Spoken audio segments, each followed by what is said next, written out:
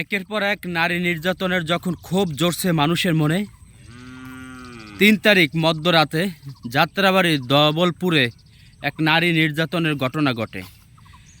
এক নারী, অসহায় এক নারী, প্রতিবন্ধী, যাকে পাচ্ছিলেন না তার পরিবার, যাত্রাবাড়িতে এসেছে। ওখান থেকে রাত ৮টা থেকে ১২টা পর্যন্ত সংঘবদ্ধভাবে এই নারীটিকে দর্শন করার পরে একদিন পরে মারা যায়। সারা দেশ উত্তপ্ত। কোথায় কোনো নারী, কোথায় কোনো শিশু, কারো কোনো এই দেশে নিরাপত্তা নাই।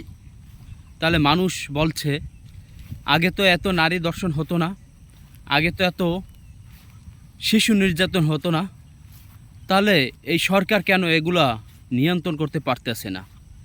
তাহলে কি এই সরকারের বিরুদ্ধেই ছিল, এই সরকারের দলেই ছিল এই নারী নির্যাতনকারীরা, এই শিশু দর্শনকারীরা? কিছুদিন আগে রামিসা নামে একটা মেয়েকে, নাবালক একটি বাচ্চাকে 7 বছর বয়স, মিরপুর পল্লবীতে দর্শন করলো। সারা দেশ উত্তপ্ত। সেখান থেকে কিভাবে এই দর্শককারীরা এইভাবে কিভাবে সাহস পায় যে আবার দর্শন করার জন্য? রাজধানীতে এইরকম একটা নারীকে, প্রতিবন্ধী, তাকে ছাড়লো না, তাকে দর্শন করলো সবাই সংঘবদ্ধভাবে। এটা ভাবা যায় দেশের ভিতর কি হচ্ছে?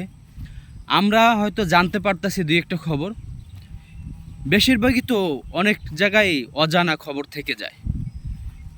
খুবই খারাপ একটা অবস্থা, খারাপ একটা পরিবেশ, খারাপ একটা পরিস্থিতি।